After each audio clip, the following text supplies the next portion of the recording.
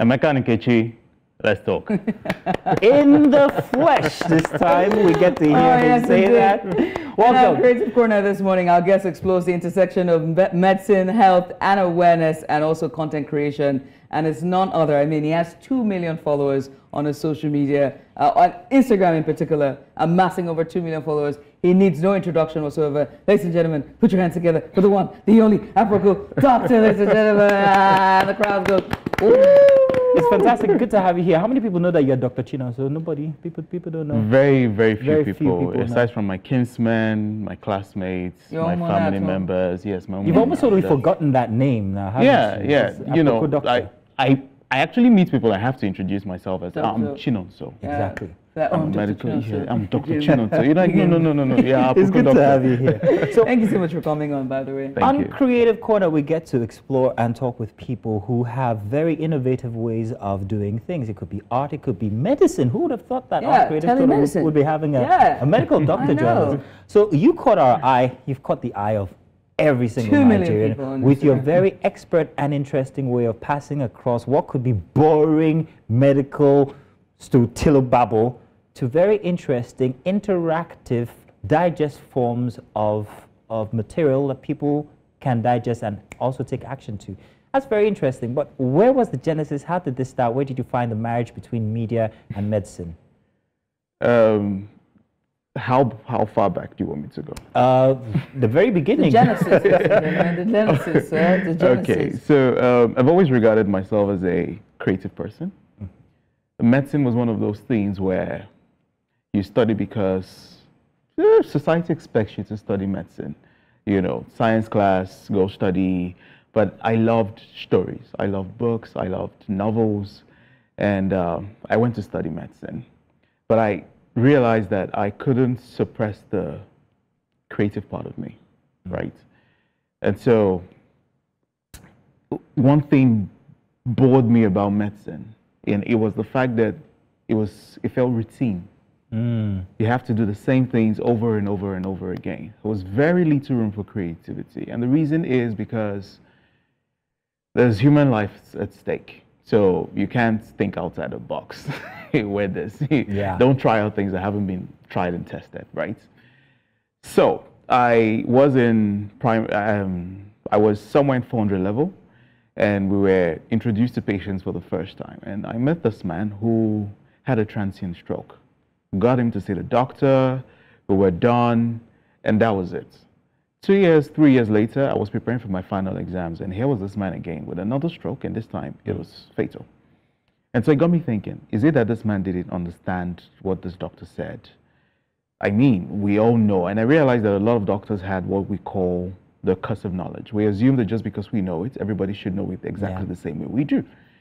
And it affected even the way we communicate with patients. So we find that a lot of medical practitioners end up giving patients facts. And it really wasn't connecting. Because we don't learn in facts, we don't speak in facts, we speak in stories. The child doesn't learn 2 by 2, 2 plus 2 equals to 4. The child learns Emeka has 2 apples, and Nkechi has 2 apples. Well, so who's Emeka and Nkechi? And why those names? So, because we're on TV and I have to rate my LinkedIn CV, Emeka and Nkechi are basically relatable people that I use to make the story stick. That'll do. Because I could use Brian, for instance. No. But not relative. Yeah, what are people whose names are Brian now? I know. Thanks to millennial parents. I know. But, you know, with the bulk of the people on social media, especially at this point, Brian may not necessarily click, right? So you have to pick, I know an Emeka, you know an Nkechi. Everybody does. You know a Femi, you know someone who bears one of those names, right? So it's easier for those stories to click. That's why they're there. But then, if you catch me somewhere else and you ask me who they are, I'll tell you that Emeka took my babe sometime, and her name was Nkechi, and you know this is my way to get back at them. Yeah, I get that. So right. Let's talk about your topics, right? Nigeria faces a myriad of issues when it comes to health-related issues. How are you able to sift through all of this, health-related, diseases and misinformation, and prioritize the topics and messages that you want to address efficiently and very effectively the way you do it? I'd say social listening. Like I said, so if you ask me to introduce myself, I'll tell you I'm a medical doctor who tells stories. But in one way to tell stories is to first listen. And so we listen to see what people want to hear. What are the questions you're most worried about? What are the misconceptions that people parrot online?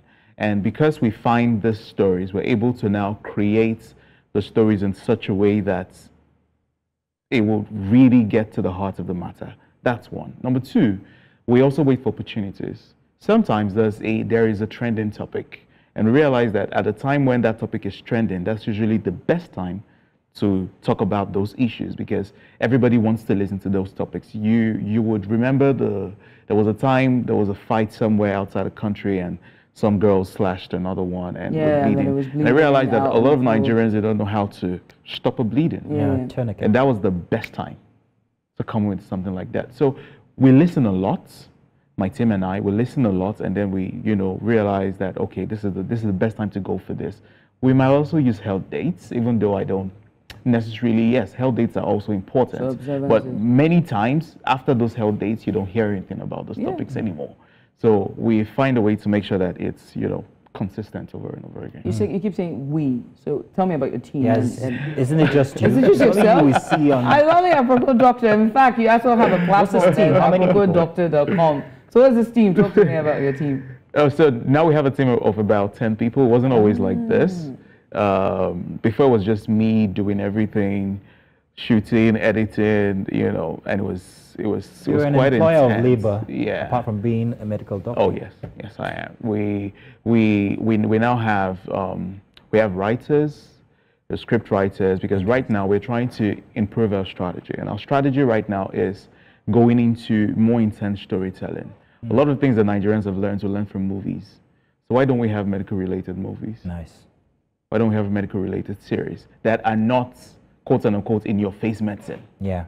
They're just talking about something else, but then undertone, you're learning things about same medicine. with like ER and the what's it called? What's a popular one? Grey and Grey Anatomy. It may not even be that intense. Because that's just health. It's just health. Yeah. We don't want to be just health because many times health inspires. When you bring up those issues, for a lot of people, it's the mortality of it. Exactly. I love morbid. I'm sorry. But then you have expanded, like you say, you now employ people. You have a team of 10 people who do not just the writing, but everything else. You also have AprokoDoctor.com. Yeah. You also have the 100K Club. These are different aspects of your endeavors. Yeah.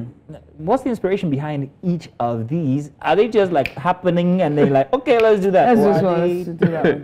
Concerted efforts. So the 100K Club started out as we wanted to help, wanted to give back, right? And we noticed that a lot of Nigerians were coming to my DMs on Twitter at that time. I think this was 2020, and we're like, oh, we need to raise money for this person. We need to raise money for that person. And because of that, there were a lot of scammers in between. And so we decided, okay, I have the platform, I have the reach. We might as well see how we can raise money to help people who can't pay for their medical bills. And we started off with people who needed prosthetic limbs. Okay. We've done a number of surgeries. We've done a kidney transplant for free for someone. We've done cataract surgery. We've done an eye surgery for a child who needed their retina repaired. Well, it's been massive stories, right? But then we realized that trying to solve one problem at a time was stretching our purse. Yeah. And so we said, okay, we're going to now focus on preventive campaigns. And we said, okay, let's do a cervical cancer preventive campaign. And what we did was, in 3 days, we screened 411 women in Lagos for cervical cancer for free. And about 71 of them had changes in their cervix that could be cervical cancer or not, or certain changes. And they were also treated for free. And realized, oh, we could actually reach a lot more people when we focus on preventive campaigns. So after then, we moved into a malaria preventive campaign. We moved into prostate cancer preventive campaign, because the idea is to catch these things before they become untreatable. And that's basically what the 100K Club is about. We are in a country where a lot of people pay from pockets, and it can be quite tasking. Speaking about pockets, How much do you earn from all of these endeavors? Can you don't answer that question? No, but it's a big. I asked this. I asked this because social media, as we know it, is a tool for people to earn money. This is not P2P or what's it called? people actually use social media as their bread and butter. Yeah. Seeing as that is, and you have a big following, do you earn from your endeavors on social media? And if you don't mind, how much? But no, do you? Do you need help? I can. Yeah. Do you see what? It's so. What I would say is we have people who decide to support our cause, right? Because these videos would not have the quality they currently have if it were not supported by brands, right? They would not have the consistency they currently do if they were not supported by brands. And going forward, we hope to find a more sustainable approach to funding, because it's almost like a thankless job, right? I could focus on just making movies entirely for money and go to the cinemas and go watch it, but the movies are going to be released free of charge. Oh yes. Interesting. Oh, wow. And someone has why to that was a good question? You asked how much do you make? How much money do you have? You said how much money do you have? How much money do you make? There's a sense of selfishlessness. You get what I mean? Yeah, selfish. Yeah. It's altruism. You're doing something for people. I think I like to think I am an altruistic person, which could be a blessing and a curse sometimes. A curse sometimes because it's looking like I really don't understand the business aspect of things, because someone just reaches out to me, they're like, you really should be making more money from your platform. And I'm like, don't put you under pressure. Yeah. Speaking of platforms, what you do is telemedicine, right? And it's becoming increasingly important, especially in, underserved areas. You can talk about the north, deep down in the south. How do you envision Aproko Doctor's role in advancement of telemedicine and as well as, improving access to healthcare across Nigeria? So basically, I see health habits as one determinant of healthy living, right? If we can change the habits, we can change the health outcomes. So my focus in the entire health landscape of Nigeria is changing behavioral change communication. I try not to do other things, because when you try to do other things, it reduces your effectiveness in hence the drink water, right? Exactly. I love that one so drink much. Drink water. We had a shirt in 2020 that had just eat a fruit and eat. So this time we're even coming up with another strategy where we're going to have, so healthcare is going to be infused into fashion also. So we have people who are wearing billboards of basically health. So wherever you look, you're going to be reminded of healthcare, whether you like it or not. And we're going to make it trendy, right? This is because the focus is on changing the health habits. However, I want to believe that this is not just the only part. You also have policies, universal health care, for instance. When someone needs health care, they shouldn't go broke trying to access health care. And so advocacy comes into play, where we're going to appeal to the governments, appeal to the people in the corridors of power to see how they can improve the chances of people getting health care, our dilapidated health structures, for instance. And that's even what the 100K Club was about. In last year alone, we installed a solar system unit in a major hospital in Surulere. And that was because the child intensive care unit of that hospital did not have consistent power supply. And so we installed a solar panel, the batteries that was generating power solely for that unit to improve the healthcare outcomes of that place, right? Telemedicine is important. However, I believe that if we can improve I don't like to jump the gun. Why telemedicine is important, we need to ensure that this healthcare service is accessible first of all. And so focusing on our primary healthcare center is also very important. Where I see telemedicine coming in is where you can have a doctor in Lagos, for instance, managing a case somewhere in Zamfara, especially in those rural areas where a lot of people don't have access to those quality doctors, which is understandable because there's really no incentive for those doctors to go there.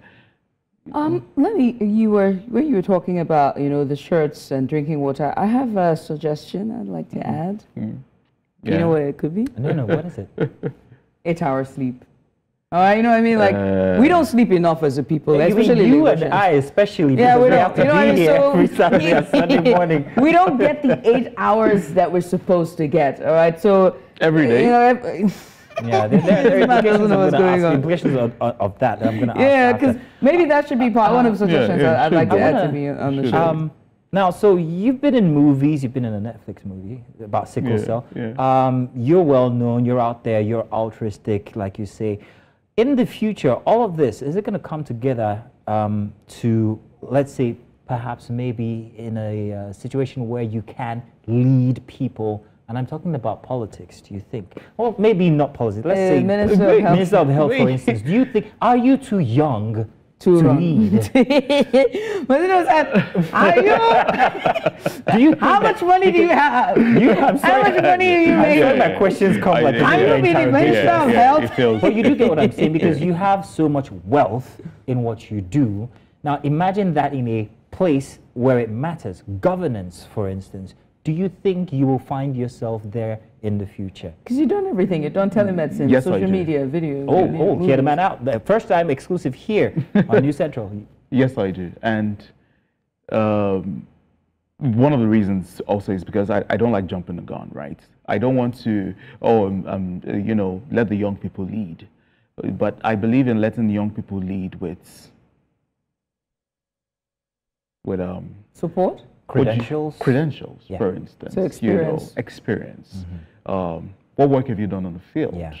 How well are you connected to the people? What is your knowledge of this field that you're trying to? So, because yes, if you're young and you just go in there with, you know, the passion of being young, if you do not have the technical know-how, you're going to flop at what you're doing. So I believe that what I'm doing currently right now is exposing myself and challenging myself in order to get that technical know-how. And so you're well versed in both the people side of things, and then you now understand the government side of things. That way you're able to propose solutions that actually work, and not just, you know, speaking from a bubble, because many times you have people who, you know, yes, they have those technical ideas, but it's not really palpable with what's on the streets.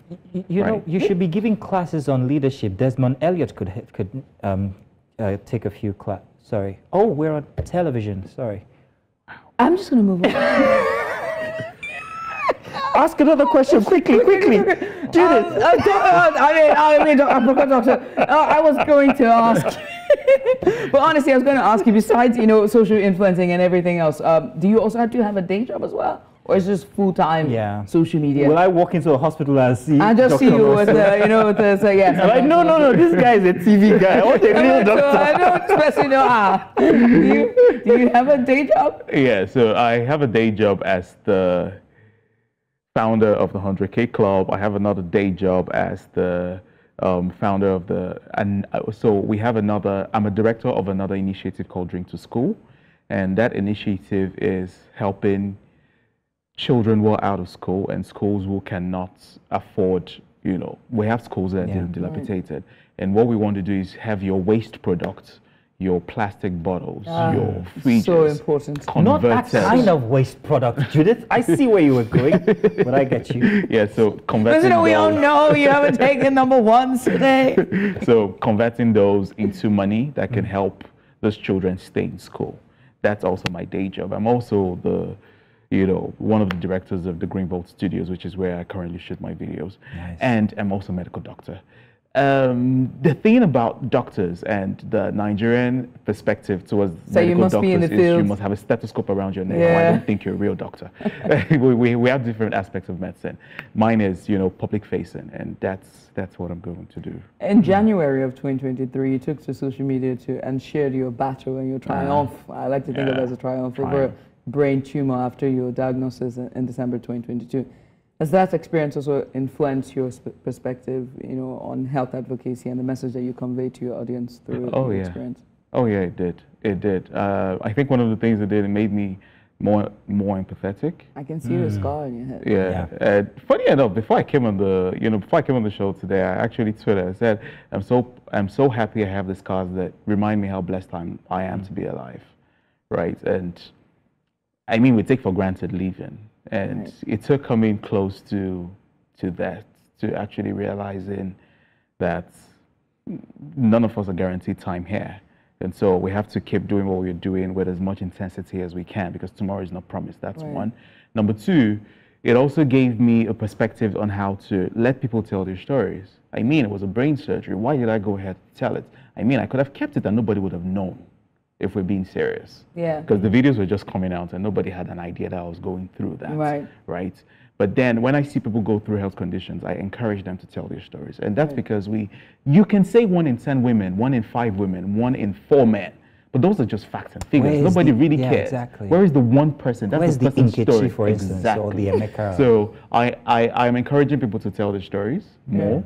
If you want a place where I can tell your stories, just send me a DM on any of my platforms. We'll reach out to you and come shoot your story. So that way, you're helping a lot of people prevent quote unquote stigma associated with certain conditions. You're improving awareness. Among certain conditions. And most importantly, for me, one of the things that did was it also helped improve the confidence that people had in the Nigerian healthcare system. That's good.